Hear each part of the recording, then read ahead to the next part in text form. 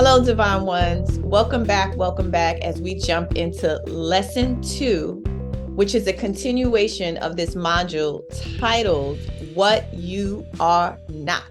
What You Are Not. And we're jumping into the conversation around ego, or rather continuing the conversation around ego as we look to understand and loosen the grip around ego habits. And I'm so excited to have my friend and a spiritual teacher and leadership expert, Mr. Mahdi Davenport, in the house, who is going to shed some light and give us even more clarity and understanding as it relates to the ego and how do we loosen the grip of the ego. What's up, Mahdi? I'm so happy you're here. Tiz, I'm glad you have me on. I'm excited about doing this with you. You all are in good hands, and I know that you're getting a lot from our coaching program. This is a dynamic teacher.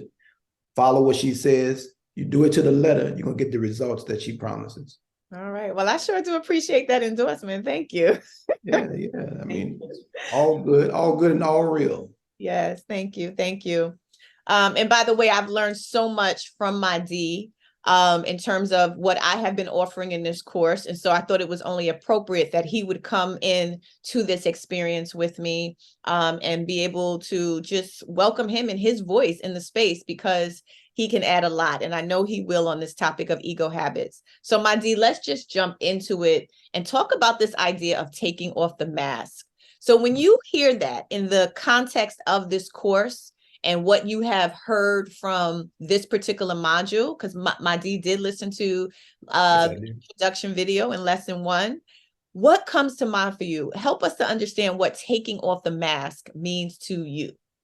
Well, the first thing it means to me is that there's a recognition on behalf of the person that's wearing the mask that they are being different from their authentic self. All right. So the minute we say we have a mask, we are consciously saying, I know I'm pretending something. Right? Because that's what a mask is for. A mask is to cover up the original, to cover up the authentic, right? So there's some kind of conflict you're having with your authentic self, which is why you put the mask on. So the conflict could be shame, conflict could be fear, conflict could be thinking or believing that you're not enough. So you have to put something on to compensate for what you think you're missing or you're not good enough with, right? But it's a conscious acknowledgement on the part of the person when you say you have a mask that you know you're being other than yourself.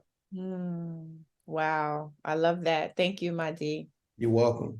Yeah. So let's talk about ego and how you define ego, and also imposter, and how, talk to us about the relationship between the two. Well, imposter is not always how ego is, but for the most part, that's how ego is, right? For the average person, our ego is an imposter. But that's not what the ego was originally designed for. When I say originally designed for, when we come into this world, our soul needs a representative, right? So our ego was initially designed to represent our soul, to be an accurate representation of our soul. But because our ego is developed at a time when we haven't figured out who we are yet, the world tells us who we are, and then it becomes something false. It becomes something that the world projects onto us, that you are this and you are that, and it's not what you are. So it creates conflict. And so you go most of your life trying to please people, trying to be something for other people, which is what brings on the mask, brings on the imposter, right? So you get comfortable with not being yourself, right? We become friends with just performing all the time, it can get very exhausting. But originally, like I said, the ego should be in the image and likeness of our soul, so that when you see our personality, which some people call ego too, that our personality matches what's really in our heart. But in most cases, our personality is in conflict with what's in our heart, right? So we keep going to crossroads, and instead of choosing what's best for ourselves, we choose what we think is going to please other people.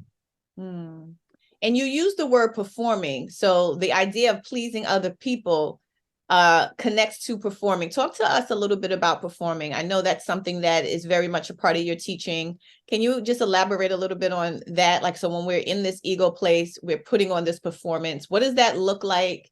And how does that impact us? Well, it looks like us being estranged to our own truth.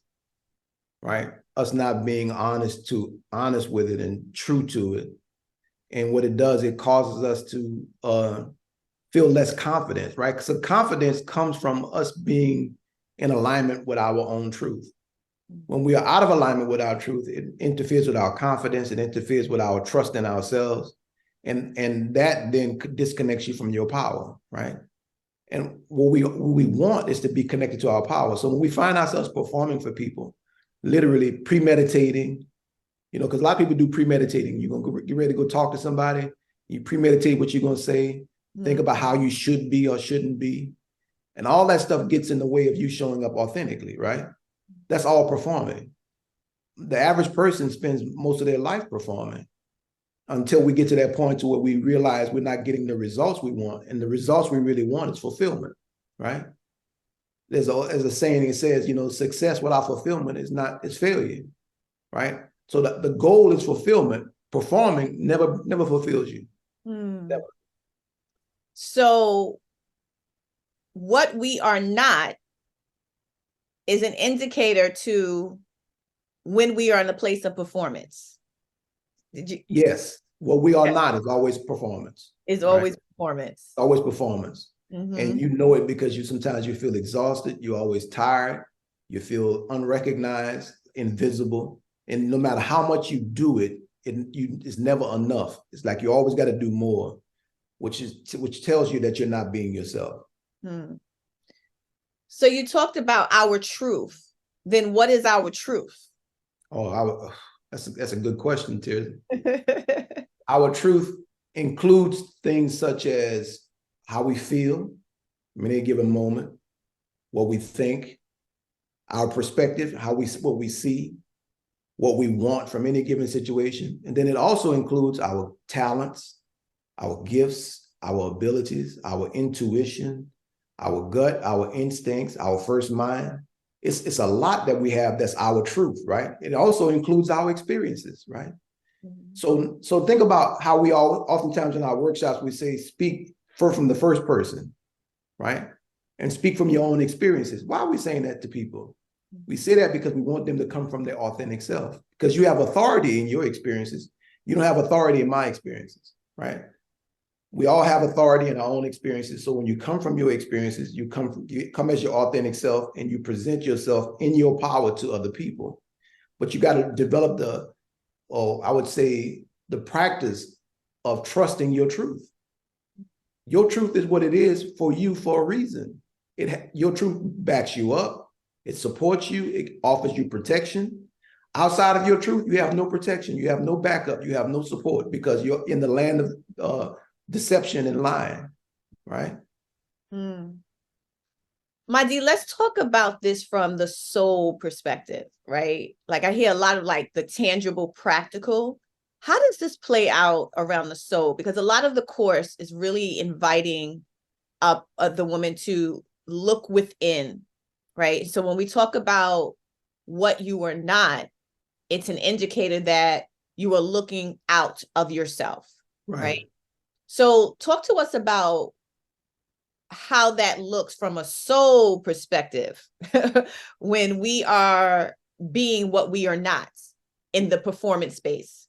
From a soul perspective, I would say it's a disappointment to see us ashamed of ourselves because our soul sees us perfect. Yes. Our soul, the individuality, the personality that we are is so on point, and the soul was so excited about coming into this world to express exactly who you are as you are. So you're unique from billions of other people on the planet. You are unique. Think about that for a minute. So think about how excited it would be to be the only one, right? So the soul knows I'm the only one, right? This personality I've created to express myself and have this experience, I'm the only one. So the soul loves who you are. So every time we alter that to please someone else, it creates disappointment in us, a deep level of disappointment in our soul, because that's not what our soul wanted. Our soul didn't come into this world to be somebody else. It came into this world to be exactly who you are, right? Oh, my D, I love what you said just now about the soul loves who you are. Yes. And we're going to talk about that in the next module. We're not going to, it's hard to stay away from that conversation, but it's coming. It's coming in lesson 3 as we look at the who you are. Right. I want to talk about divinity. Hmm. So the course is more of me. Embrace your divinity, turn setbacks into comebacks, and create the life you love. What does it mean to embrace your divinity? Wow, that's a good question. When, without trying to get too deep about it,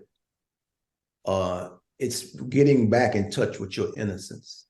Because every child born is born, you could feel, as adults, we gather around children, babies, because we can feel their divinity. But what it also is, we can feel their innocence. They're not guilty of anything, right? And so our divinity is that part of ourselves where there is no guilt, no shame, no fear, where we are a full acceptance of our lineage. Now, the lineage is spiritually, our spiritual lineage is what connected to the source, right? So our divinity is our spiritual lineage that connects us to the source, which means that we are part of the source family. So then when we start not accepting ourselves and denying ourselves, we are denying our lineage. This world has gotten us to deny our lineage because if we embraced our lineage, we would be too powerful to handle. People couldn't manipulate us. They couldn't abuse us. This world would look totally different. It wouldn't be ruled by only 2% of the population. 2% of the population wouldn't own 95 to 98% of the wealth in the world. It would be evenly distributed if we were living from our lineage. Because all of us are divine. I don't care what your race is, your gender, your ethnicity, we all are divine from that same lineage, So what does life look like from that lineage, from being connected to the source, being in our divinity? What does life look like in that space? It looks like unlimited imagination. It looks like, I used to say to myself, unlimited, not unlimited. There was a saying I used to have about the wealth beyond imagination. Yes. Wealth beyond it, because your imagination is really unlimited. And what happens is, if your imagination is intact, it's not, the trauma that you've experienced in life has not damaged your imagination, then what happens is you can picture yourself and imagine anything you want and it can happen. And there's so much evidence of it in people in history that have imagined things for themselves and have brought it into existence. So if we were living from that, our imagination would not be damaged. Our imagination would have full access to it, which means whatever we can dream up, we could experience. And if you think about it, Tirza, has there ever been a time in your life, and in talking to the people that's on doing your course, when you really put your mind to something, you didn't get it? Yeah.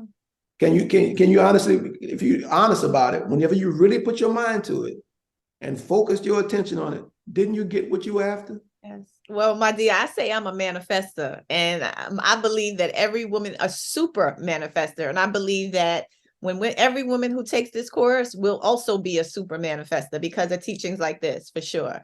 So yeah, I agree with you on that. When we put our mind to it, right? When we put our mind to it. So you said so much. You talked about damage. That's powerful, because we come from this divine lineage. We are one and connected to the source. And when we say source, we mean infinite power, God, the divine, the highest, whatever you want to call it. We make space in this course for a woman to connect with whatever their divine source is.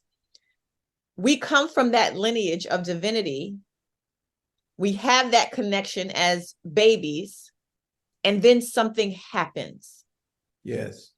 So talk to us about how the ego manifests in our lives and interrupts our understanding, behaviors, practices, tendencies of divinity, and then something else happens that interrupts that. I thank you for bringing it up because that is where the damage happens. First of all, I think it's important for people to understand that when we are born, we're born experiencing a state of spiritual amnesia. Mhm. And the reason why that happens for every human being is because we shadow our memory of being in our mother's womb. Because if you can imagine being in such a tight space for 9 months, growing a body, would be probably very painful if we could remember what it was like to be in that tight space. If anybody has claustrophobia, you could just imagine how intense that is, right? To be in a small space like that and you're growing for 9 long months. So what we do is we shadow that memory, and because we shadow that memory in our developing brain, we come out with spiritual amnesia, meaning we don't know who we are, right? So during the ages between 1 and 7, the world knows that you don't know who you are. It's when the world starts asking you from the very beginning, who are you? Who are you? And the world knows you don't know who you are. So then what the world does, it starts to tell you who you are through messages in the media, through your parents. Your parents start telling you who you are. The television tells you who you are. Then you finally start going to school and they telling you who you are. Everybody telling you who you are. That becomes your ego. Who you've picked up on being that you think could get you the most attention from the people that you value and love the most. And then that ego becomes the damage, because to get your real self comes back online. You start remembering who you are faintly, right? And that communication starts coming to you and it's communicating one thing to you, but the world, the person that you're trying to be for everybody else, is communicating something else. So you're in conflict with yourself on a regular basis, right? And that's where that mask comes in. That's where the mask comes in. Is where that mask comes in. Yes, exactly. That's where the mask comes in. And so our journey then becomes getting back to ourselves. Yes. So getting back to ourselves includes us taking off the mask, getting naked, metaphorically, and standing just like Adam and Eve did in the garden without any clothes on.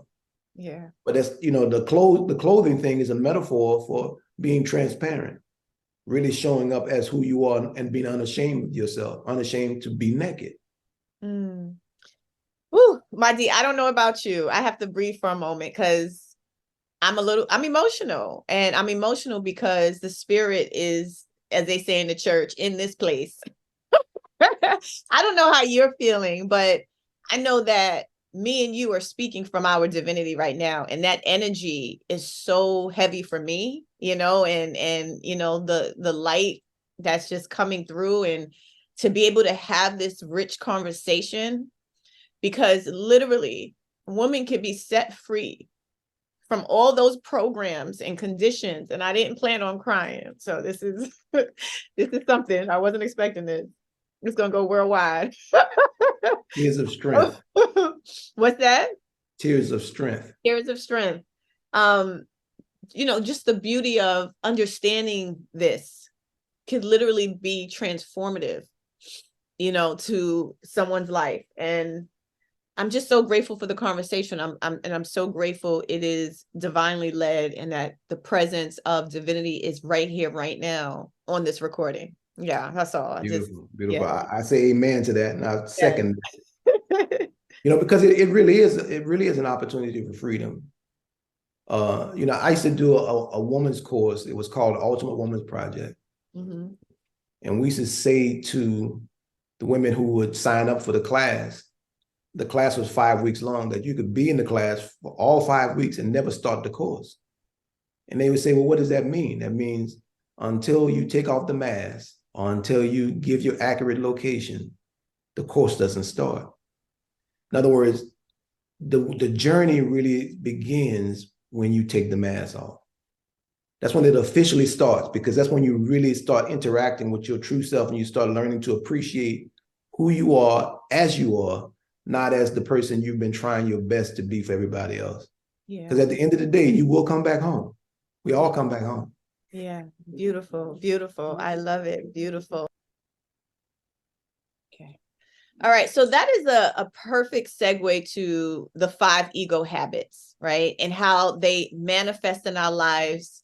And so I would love for you to introduce us to the 5 ego habits. How do they play out? And then I want us to talk about how do we dissolve those habits, right? And how do we return to our divinity? But first, introduce us to the habits. Well, for years I've studied the ego, right? And I used to ask the question to people, how do you know you have an ego? If nobody ever told you that you had one, how would you know you had one? And people would start describing the idea of a mask, right? That they were able to distinguish that they were different at times than others. And when they distinguished that they were different at times than others, they also distinguished that they were being different for a reason, right? And it always had something to do with a deficit. Them thinking or believing there was a deficit in them, and they were trying to fit in, please, so etc. So I kept noticing these patterns among people and these habits, and I was like, oh, the ego has habits. It has tendencies. It has a pattern. And so I was able to pull out these 5 habits. And when I work with people on them, everybody's like, yeah, I got that habit. I see the manifestation happen in my life. And the first one is comparing, right? So how many of you that's taking this course right now, you're listening, compare yourself to other people? You not only just compare yourself, but you compare and you assess value to yourself or the other person based upon your comparison, right? Now, what you got to understand is what that does to your relationship with yourself. So then you make another person the standard for your life. Let's say if you deem that the other person is more valuable than you because of what they have or what their title is or how they dress, they're wearing, name brand clothes or whatever, and you start looking at them or you look at their situation, you say, well, she's only 25 years old and she got a master's degree already and I just got my bachelor's. I'm just starting out. I'm 30 years old. And you start weighing yourself. It's like, oh, I'm not as valuable as her. Then you have made this person a standard in your life, and they probably don't even know who the hell you are.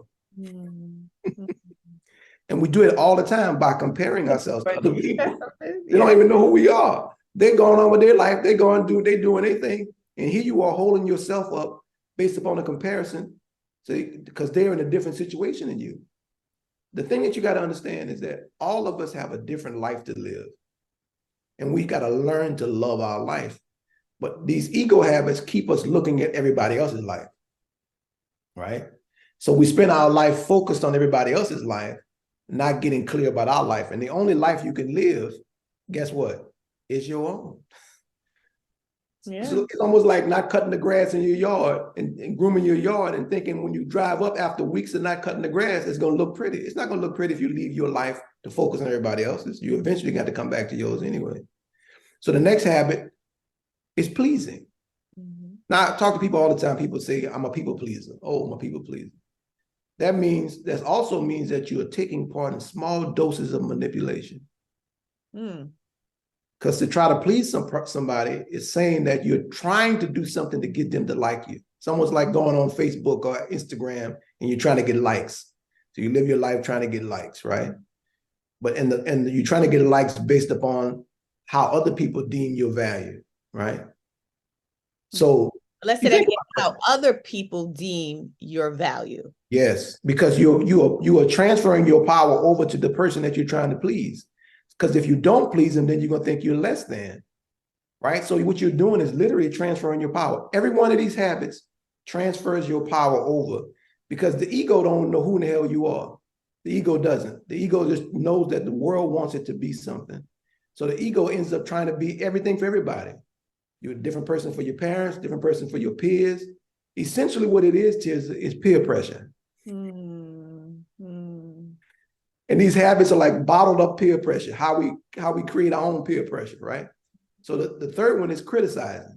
And we criticize people in our head, criticize how they dress, how they talk, what degrees they have or don't have, what they drive, what house they live in. And the whole time we're criticizing somebody else, here's what's happening.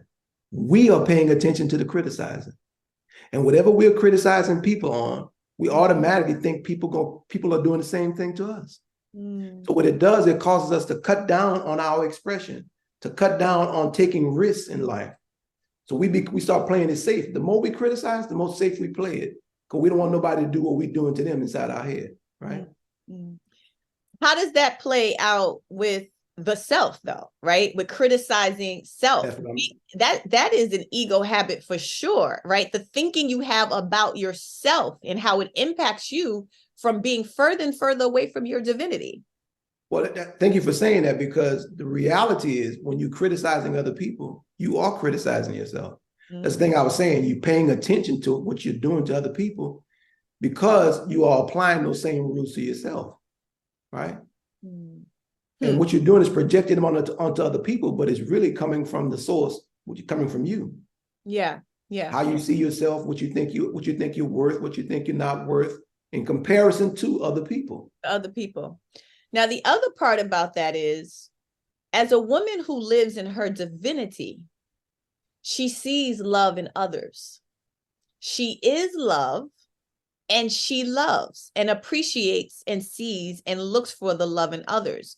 And so as we embrace our divinity and grow more and more in touch with our divine selves, our soul selves, our higher selves, that behavior or criticism should shed, should decrease. It will no longer be interesting. And when you catch yourself doing it, you say, let me stop. Let me stop. That is a love child. That is a individual who's from the lineage of source, to use your words, right? And so it's so important that as we grow into this divinity, these things become less and less. And we'll talk about it when you're done, but I just wanted to I have an antidote for each one. I have an antidote for each one. Okay. All right. So we did comparing, pleasing, criticism. What's number four? Criticizing. Number four, impressing. Impressing. And that can be a strong thing for people. And not for everybody, though. When I say not for everybody, you don't try to impress everybody. But there are people that you've earmarked that you need to impress.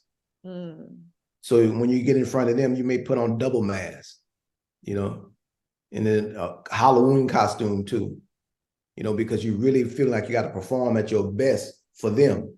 Once again, every one of these habits transfers power over to someone else.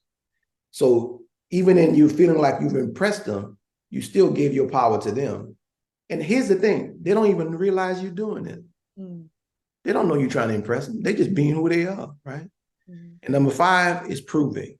Can I ask you a question? What is the difference between impressing and pleasing? Oh, and pleasing is more intimate. It's more intimate. It's like for close relationships where you're trying to please someone that, you're trying to prove your love to them, right? But it's more intimate. Impressing is more on like a business level, out in society. Somebody see, all of these habits are really subtle ways of competing with people, because the ego is always in competition.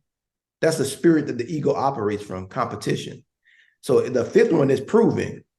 And proving is definitely rooted in competing. So you're trying to prove yourself to other people. You're trying to prove that they're wrong and you're right.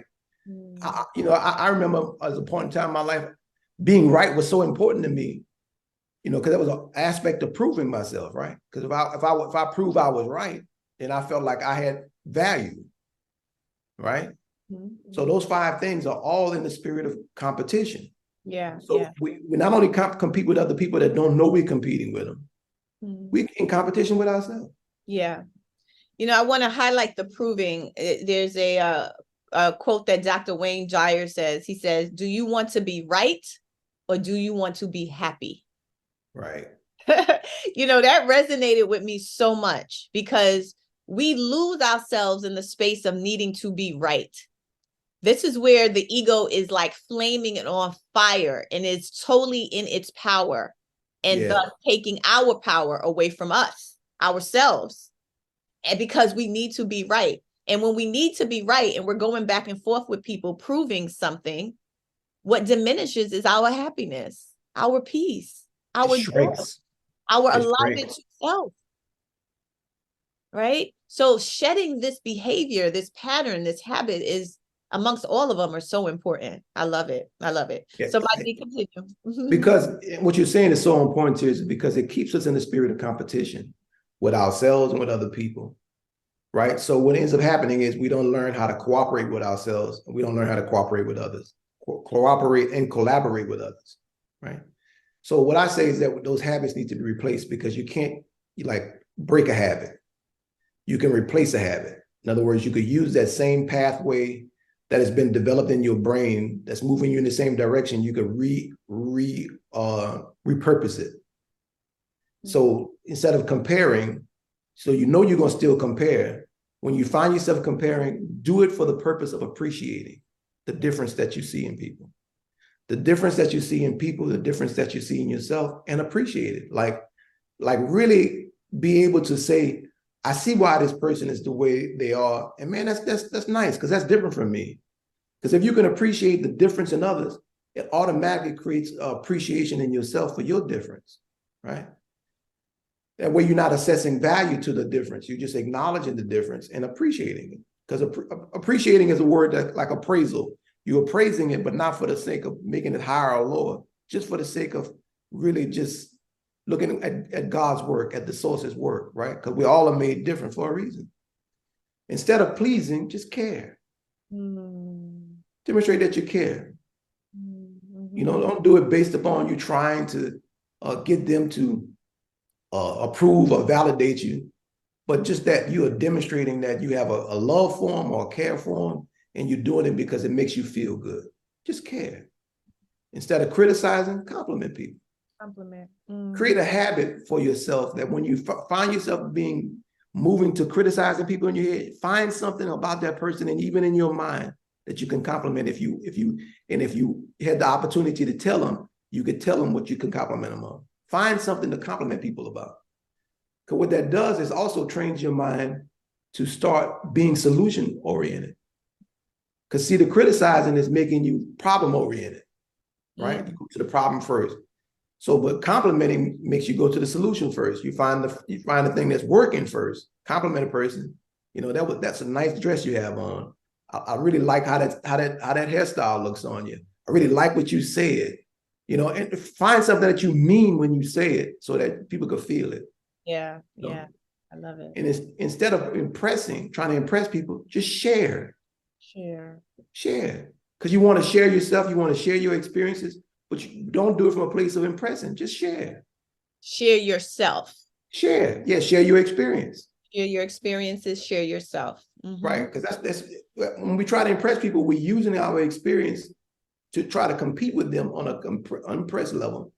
But when you transform or repurpose impressing to sharing, what you're doing is making it pure. You know, it's no weight to it. It's light. You know, I'm not trying to teach you anything. I'm sharing with you. Yes. Right. And instead of proving, collaborate. Find a point of collaboration. You know, because you put a lot of energy into proving. It takes a lot of energy to prove stuff to other people, which means that there's a lot of resources that are not being taken advantage of because we're in competition with that person. So if we repurpose those ego habits, they become soul habits. Because all of these habits I just got through mentioning makes your soul sing. Beautiful. So let's do the distinction right now. So what you are not is the ego who's comparing, pleasing, criticizing, impressing, improving. Okay. Exactly. That's not who you are. That's not who you are. Okay. Now, as we move into lesson 3, we're going to be talking about who you are in more detail, but we received some of it from Madi right now. So who you are is a divine woman who is an appreciation, who cares, who enjoys complimenting, who shares herself and her experiences, and she appreciates collaboration. And we talked about that, particularly in previous modules. So I love this. This is just a great start to being very clear on what we are not. We are not our conditions. We are not our programs. We're not what the world has put on us. And what the world has put on us has made us be in a place of comparing, pleasing, criticizing, impressing, improving. But we can turn that around, my D. We can return that around and return to our divinity by putting in habits like appreciation, caring, complimenting, sharing ourselves, and collaborating. I love that. Yes. I love that. Yes. This is beautiful. Wow. Any final words before we wrap up? As this message. The only thing I would say is to every woman that's on this call, listen to the instructions that Tears is giving you. Follow them as close as you can. Do the work, because this is the work that pays the most. When you work on yourself, you really get some good returns. Really do. Yes. All right. Well, my D, I want to appreciate you. I want to let you know that I care for you deeply, and I am Likewise. complimenting you on your wisdom. And I want to share myself and let you know that I've learned so much from this. This experience made me literally emotional.